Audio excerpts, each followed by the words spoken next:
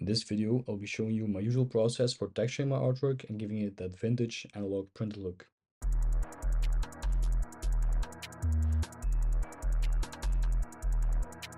The first step is to consolidate everything into one editable layer. My choice for that is to select everything and make it into a smart object.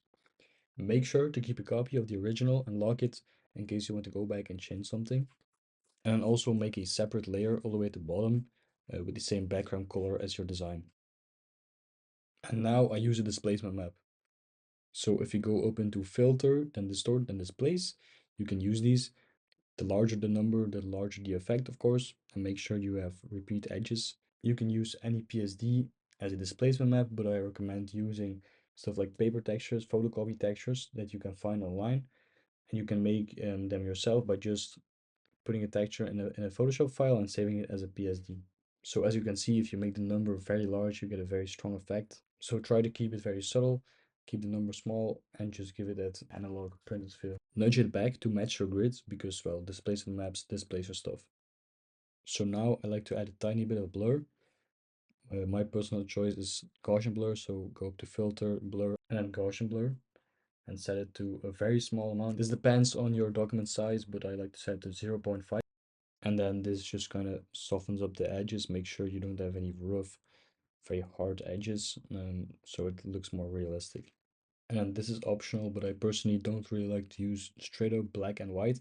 So I take a gradient map and I have these swatches pre-selected for a dark gray and a cream color. And now onto my favorite part, the paper textures. So you can find these online. Pro tip, download Telegram. For example, this is Copyscan by Black Market, but you can use any textures you want. Make sure when you're texturing both the lights of your design and the blacks. So right now I am just taking a white texture to impact the whites of my design. And you mess with the blending modes. I like to add it to darken or multiply for the whites. Just keep messing with the blending modes until you're happy with it. And don't forget you can add adjustments to the textures themselves. So for this one, I turned down to saturation because I already had this cream color due to the gradient map. I didn't want to make it too yellow. And to bring out more detail, I add a levels adjustment. Now for a black texture, this will impact the blacks of the image. And so I like to set it to lighten for screen. Just keep messing with it until you find something you like. Mess with the opacity, add adjustment, add curves, add levels. Now onto one final texture that will impact everything and make it look realistic. Add some folds into it, add some paper folds and stuff. To impact everything, you want to set it to like overlay or soft light or hard light, stuff like that. Don't set it to lighten or darken because it will only impact, the lights or the blacks of the image. And as you can see, we've turned something like this, very flat and lifeless, into something like this that has a lot more soul into it and has that vintage analog kind of vibe. Now on the noise. Noise is very important, very impactful, and I made it its own segment because it's so important. It's better for like more photographic type of designs rather than these straight up black and white thresholded type of designs. So the way I like to use noise is by creating a separate layer and filling it with 50% gray. And then you can just use the noise filter.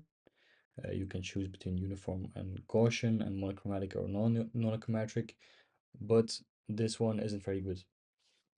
There is a better one in the filter gallery under textures and then grain. There's also a film grain one, but I prefer the regular grain one.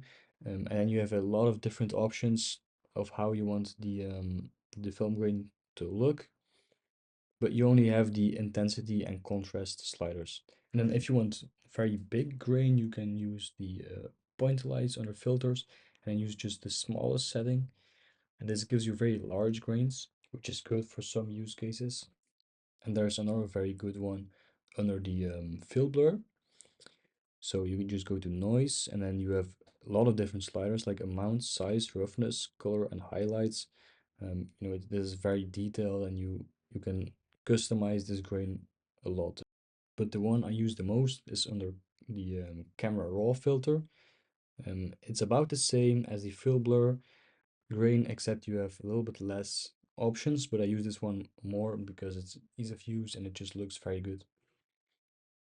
And then you just set the layer to overlay. You can mess with the opacity and just, customize the grain to however you like it. Now onto my latest favorite way of doing texture. Now for this you will need a printer and a scanner, but you just print it out, scan it back in, and you just have the best texture possible in my opinion.